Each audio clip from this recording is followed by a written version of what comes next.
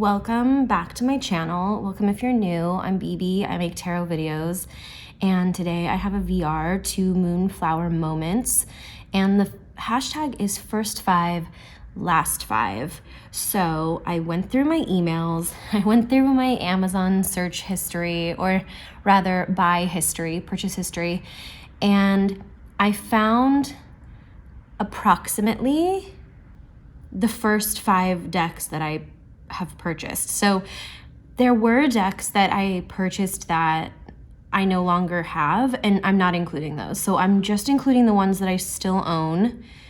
And there's kind of an honorable mention because I bought one that was maybe 4th and I didn't receive it until much later. So I also have an extra, I think, of the last 5. So it's kind of gonna be first 6, last 6. So sorry. Let's go. The first tarot deck I ever purchased was the Wild Unknown Tarot. We all know this. I've talked about it a lot. I'm just gonna show you really quickly what it looks like. It's pretty beautiful. I'm still just as interested in this artwork as I was when I first purchased this deck, which is saying something. Is it my favorite of all of the decks that I own? No, but I think it really holds up. And if it were created today, I would really like to think that I would still want to work with it. I'm a fan of black and white. Sorry, that's my cat moving the chair around, playing with my other cat. As I was saying, I'm a fan of black and white. I'm a fan of like the curated rainbow situation. And I'm a fan of animal decks. So this is really all up my alley. I like that it isn't afraid of, getting dark here. And this was my only deck for, I want to say 4 to 5 years.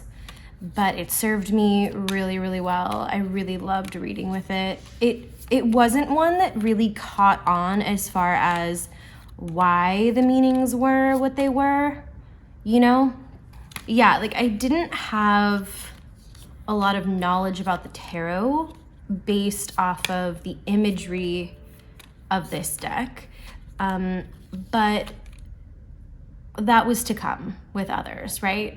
So this was the first deck that I ever owned, the Wild Unknown Tarot, and I got this in 2013. I actually found dates for most of these, which was exciting. If the camera's jiggling, I'm very sorry.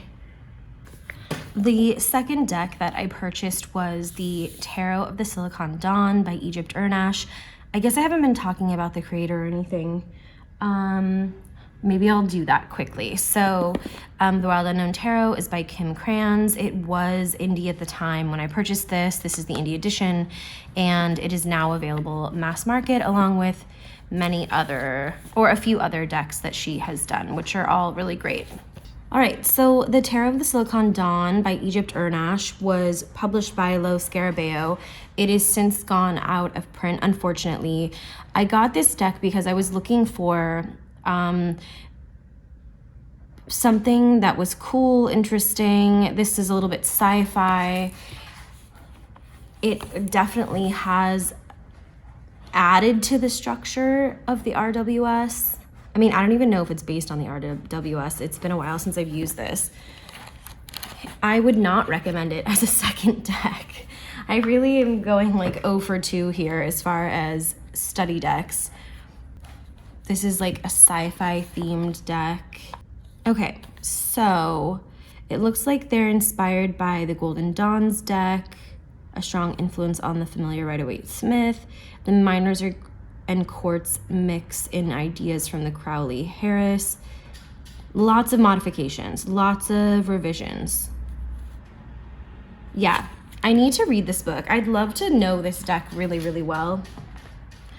Another thing that attracted me to this deck, apart from how like really cute it is and how it has this, like, I forget what the technical term is, but there's like this embossing on it.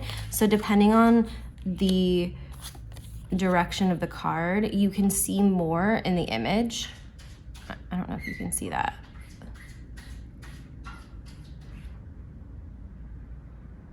It's very cool. This had a lot of like queer, agender, transgender stuff going on. Watch out, nudity warning. It had also a lot of cards like this, where it looks all black, but in reality, there's an embossed figure, a landscape. Very cool. Again, this didn't teach me a ton about tarot. It taught me a ton about this individual deck. I wish this deck were larger. It's kind of almost a pocket deck, I would say, or a mini. I have extra cards in here. There are a lot of cards. I don't know why I never consider this to be a mini. I guess because the box is so big, I never put it with my mini decks. But this is a really, really fun and cool deck. I hope that they bring it back, honestly. And it gave really interesting readings, a lot to kind of ponder over, you know? So this is the Tarot of the Silicon Dawn. And I bought this actually on October 13th, 2017, and it was my second deck ever. Number 3, the Lioness Oracle Tarot. So my unconventionality streak was not ended by this deck, and I feel like it wouldn't be for most of these, I would say. So the Lioness Goddess Oracle was written and designed by Alejandra Leon, also a Leo, I believe. Not that I'm a Leo, I'm a Leo rising, but also a Leo because it's the Lioness. And I purchased this deck in 2018, January 15th, 2018. It looks like, when was this published? 2016. So not too long after it was created. This is still an indie deck and it's still available. So that is awesome. It's still very loved, I feel, in the community. I don't see it a ton, but the people who have it definitely love it. I'm a huge fan of it.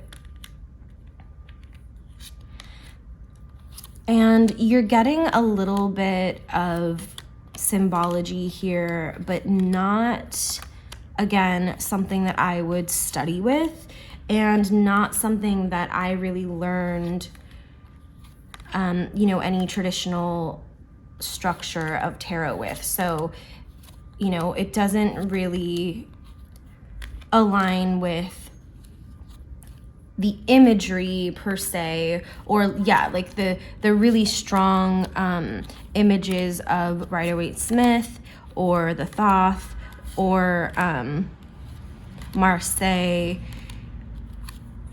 There might be nods to it, but yeah, it wasn't something that like was gonna teach me any of those structures, but it's gorgeous, gorgeous, gorgeous. It's very easy to read nowadays, and I just was still at the point where I was, you know, going off book, right? Like, so I wasn't using my intuition just based off of the images at this point. But I love and treasure this deck. I love the borders and the font, and I love the very kind of dinged up edging. This is the Lioness Oracle Tarot. The third deck I bought was actually one that wouldn't come to me for a while longer, which is the Victorian Romantic Tarot.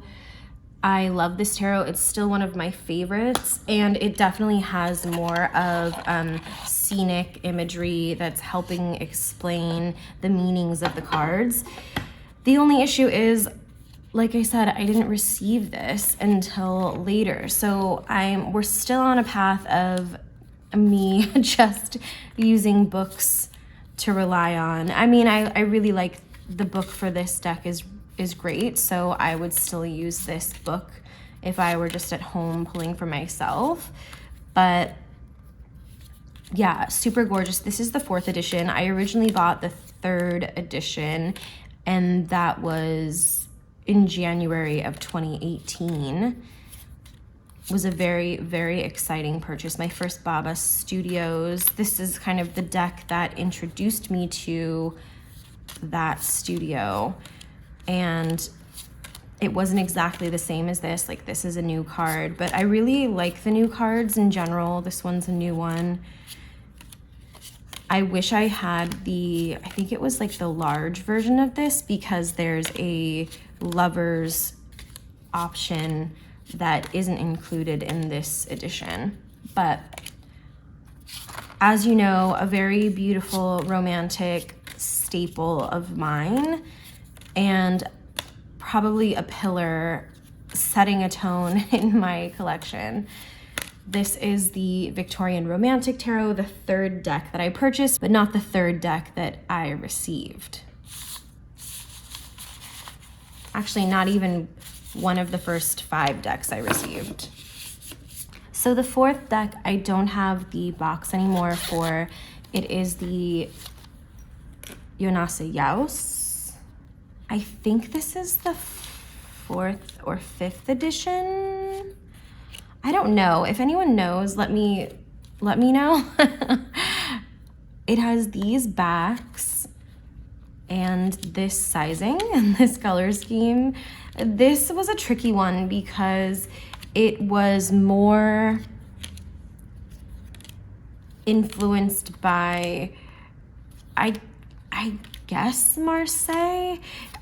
This is when I purchased The Way of the Tarot, I believe it's called. It was a book written by Hodorowski, and he was like very mystical and very into tarot, and that's what this artist based her decks on. This is an indie deck. It's still available every so often because she always does new editions, and it seems like every time it's really compelling and people have multiple editions of these decks. I only have 1 edition of this specific deck, but I do have 2 editions of another deck that she has, the Stunning Tarot.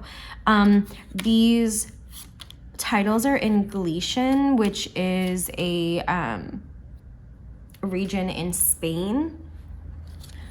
Is it an island? I'm not sure. But it's very cool, and yeah, I don't know, it just captured me. Again, just like very unique and stunning. And when I was first into tarot, like that is what I don't know, what I was drawn to and what I wanted to collect were things that I resonated with. And I was really put less importance on, like, am I going to be able to learn the tarot or study a deck well with this system or artwork or structure. I started studying when I got my first RWS, which was the Borderless. It has the same coloration as, I think, the Centennial edition, but that wasn't one of the first 5 decks that I purchased, like not by a long shot. So I was still on this train, and I was using these decks regularly. But I think at this point too, I was watching a lot of TarotTube, and I was watching a lot of readings, and that really helped me with the definitions of cards. Oh, I also, just by the way, I purchased the Lioness in January of 2018 as well. It was a big, I guess it was a big buying month for me that month. The last one of my first 5 is the Enchanted Tarot. And this I purchased May 31st of 2018.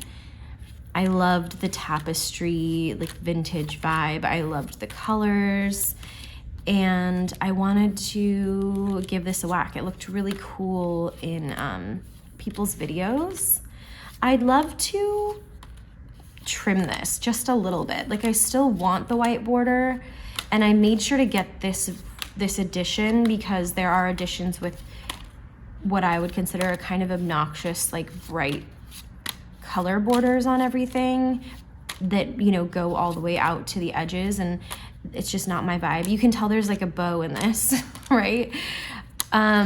This isn't one of my most used decks, but I have gotten really resonant readings with it, and I feel like I need to go back to it. I feel like I need to give this more of a try. Maybe this can be like a February deck or something. It's so beautiful. It's really cool. So this is my number 5 deck. Oh, and also this is mass market. I don't have the box for it. I think it was just huge. I don't know. I don't know what I did with it. But this is still in print in some form. They've redone it. I forget who the publisher is, but you can find it easily. Just The Enchanted Tarot. Google it.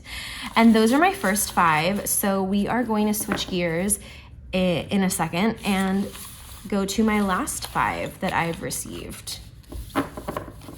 Okay, these are not in order because I don't really remember exactly how they came, but they've all come in the past week and a half, maybe a week or 2.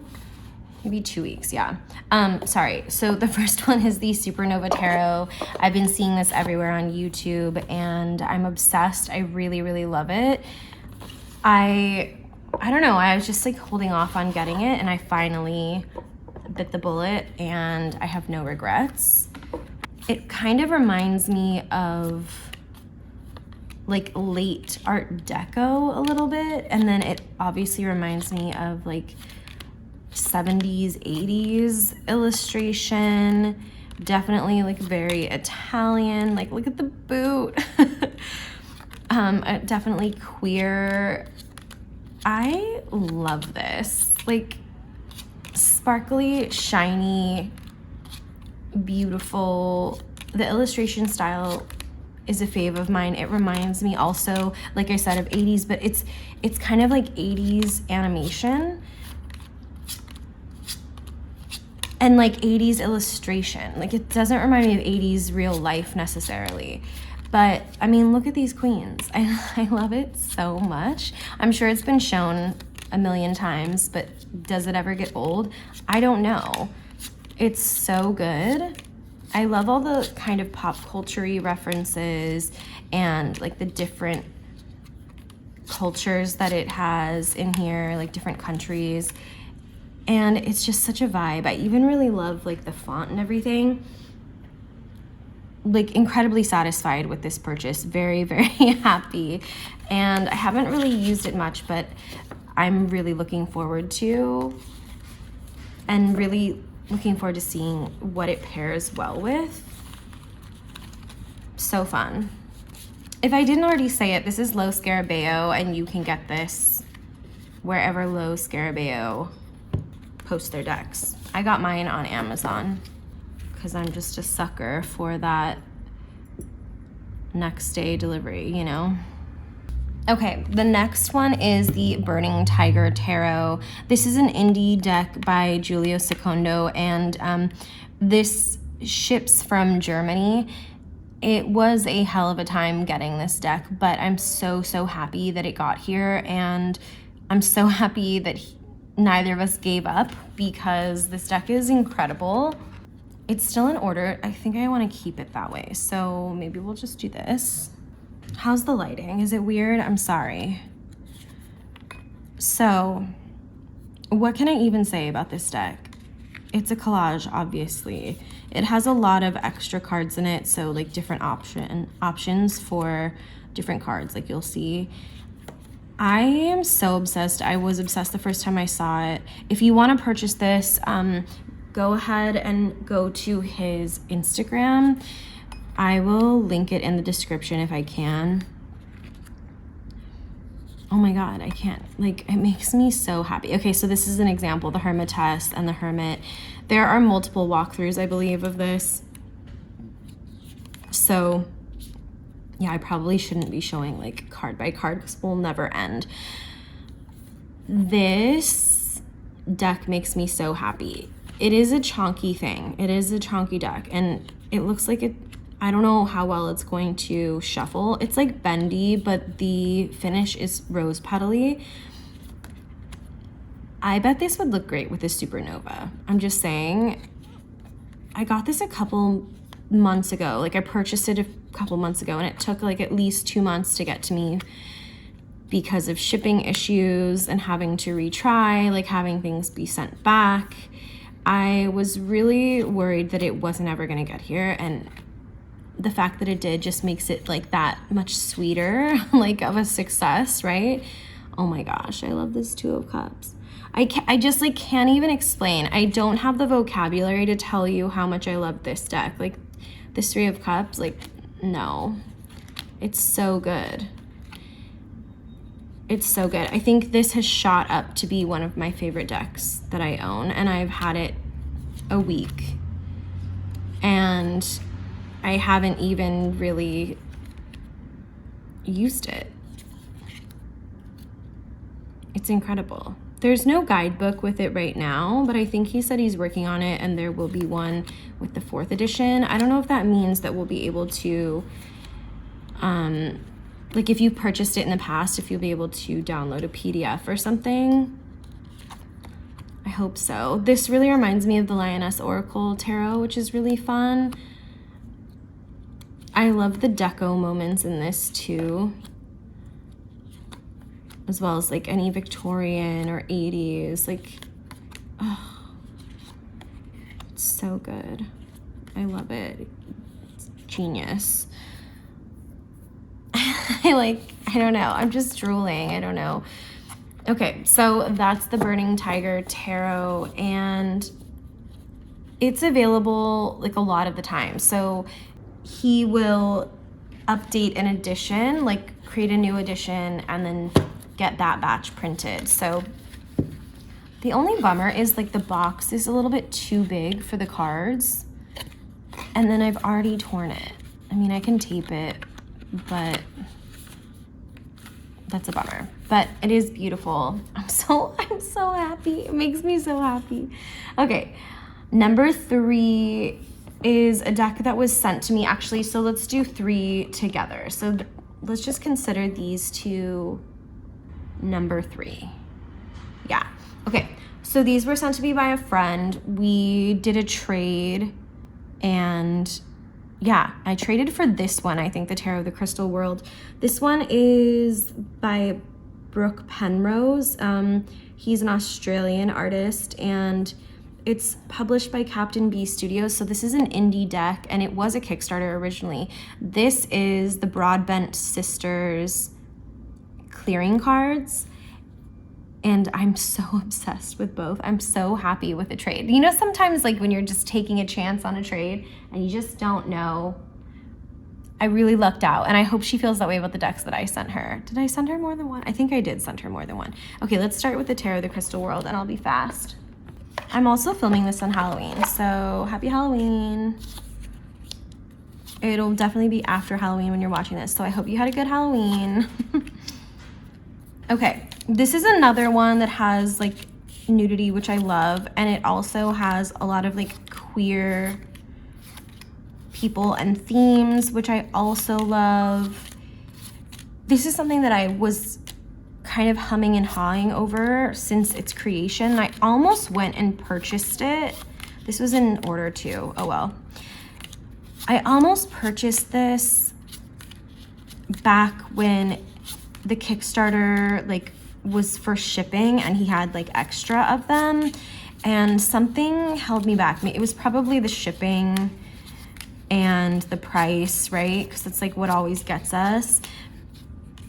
And then I just thought like, oh, it's not for me, I'm over it. It's funny because it looks really muted in this light. I'm kind of in like a shady area of my apartment, and it doesn't look super intense, but It is so beautiful, and this is an art style that could go one way or another. Like I wasn't sure if I was gonna dig it or not. Like I don't always love the faces, but like overall and like the scenes and everything, I love.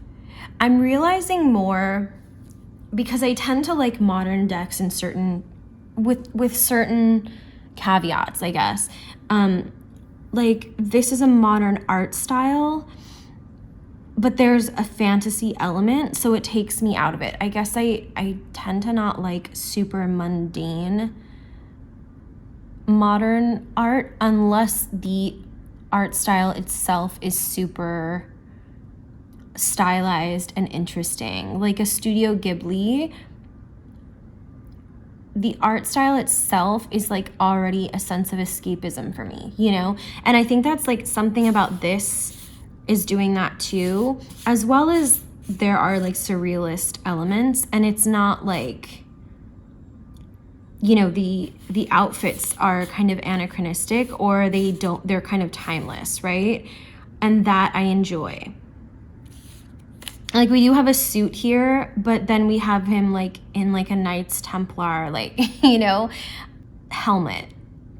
And so that kind of surrealism kind of puts me back into the tarot world and takes me out of the mundane world, if that makes any sense. Like look at this little baby. Like so cute. Or the fact like yeah, this is a cowboy and he's wearing a fringe jacket, but he has the traditional swords and the boat, and it's like they're on fire almost, and I'm in it. Like I'm in the world.